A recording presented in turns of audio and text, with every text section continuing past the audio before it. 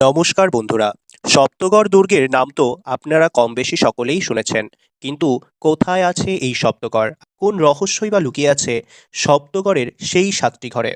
গুপ্তধন নাকি অজানা কোনো কাহিনী? সেগুলো জানতেই আমরা আজকে চলে যাচ্ছি রাজস্থানের সেই সপ্তগড় দুর্গে। নমস্কার বন্ধুরা, আপনারা দেখছেন সুরজিৎ লাইফলাইন ইউটিউব চ্যানেল। আমি সুরজিৎ প্রতিনিয়ত নানান রকম ভিডিও, রহস্য আপনাদের সামনে তুলে ধরি।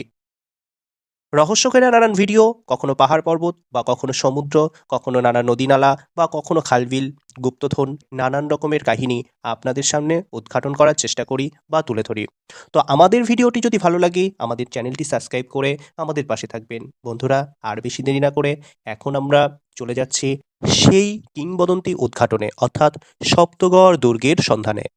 রাজস্থানের মরুভূমির বুকে বহু শতাব্দী ধরে একটি কিংবদন্তি প্রচলিত ছিল। বলা হতো সপ্তগড় নামে এক প্রাচীন দুর্গনগরীর নিচে লুকিয়ে আছে অপরিসীম ধনসম্পদ। সেই ধনসম্পদের পাহারায় রয়েছে রহস্যময় ৭টি ঘর বা ৭টি কক্ষ।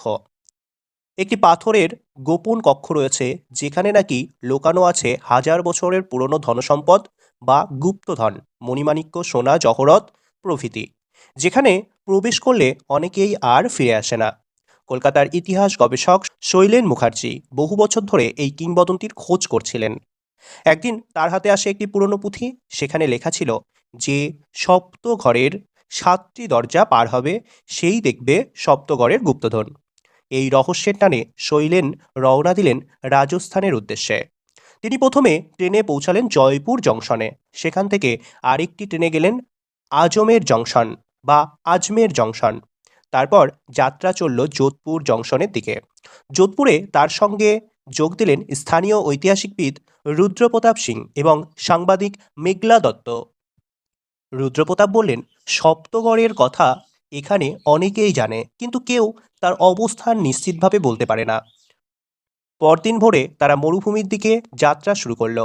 কয়েক ঘন্টা উটের পিঠে চলার পর দূরে দেখা গেল ভাঙাচোরা পাথরের প্রাচীর। রুদ্রপ্রতাপ ফিসফিস করে বললেন, ওটাই সপ্তগড়।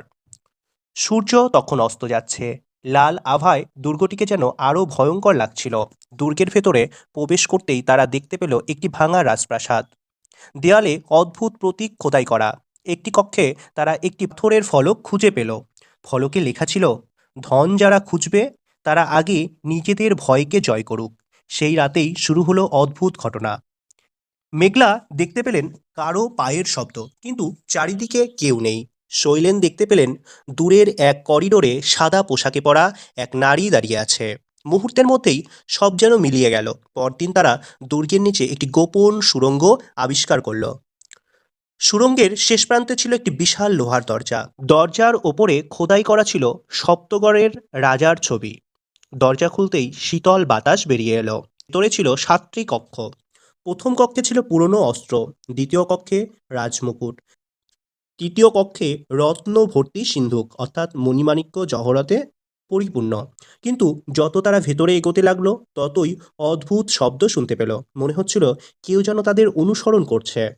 সপ্তম কক্ষের সামনেই পৌঁছে তারা থমকে গেল। সেখানে ছিল একটি সিংহাসন। সিংহাসনের সামনে একটি তাম্র ফলক। তাতে লেখা ছিল, এই ধন রাজা চন্দ্রকান্তের নয়, এই ধন ইতিহাসের। লোভী মানুষ এর মালিক হতে পারবে না। হঠাৎ পুরো কক্ষ কেঁপে উঠল। দেওয়ালের ফাঁক দিয়ে ধুলো ঝরতে লাগলো। রুদ্রপ্রতাপ চিৎকার করে বললেন, চলো, এখনই বেরোতে হবে। তারা দৌড়ে সুড়ঙ্গের বাইরে এলো। মুহূর্তের মধ্যেই সপ্তগড় দুর্গের প্রবেশপথ পাথর ধসে বন্ধ হয়ে গেল। পরদিন সকাল। সূর্যের আলোয় সপ্তগড়কে যেন স্বাভাবিক দেখাচ্ছিল, কিন্তু সপ্তগড়ের সেই ৭টি ঘরের কোনো চিহ্ন আর খুঁজে পাওয়া গেল না।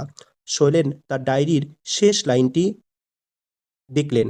সেখানে লেখা, গুপ্তধন হয়তো সত্যিই ছিল, কিন্তু তার থেকেও বড় ছিল সেই রহস্য যা আজও সপ্তগড়ের মরুভূমির বালুর নিচে ঘুমিয়ে রয়েছে। আজও রাজস্থানের মরুভূমিতে রাত গভীর হলে স্থানীয় লোকেরা সপ্তগড় দুর্গের ধ্বংসস্তূপের দিক থেকে অদ্ভুত ঘণ্টাধ্বনি শুনতে পায়। কেউ বলে সেটি বাতাসের শব্দ, কেউ বলে সপ্তগড়ের প্রহরীরা নাকি এখনও তাদের গুপ্তধন পাহারা দিচ্ছে। নমস্কার বন্ধুরা, আপনারা এতক্ষণ সপ্তগড় গুপ্তধন রহস্য সম্পর্কে জানলেন। আমাদের ভিডিওটি ভালো লাগলে আমাদের সুরজিৎ লাইফলাইন ইউটিউব চ্যানেলটি সাবস্ক্রাইব করবেন এবং ভিডিওটি সকল বন্ধুদের সাথে শেয়ার করে দেবেন। আর প্রতিনিয়ত নানান রকম ভিডিও পেতে আমাদের চ্যানেলের পাশে থাকুন।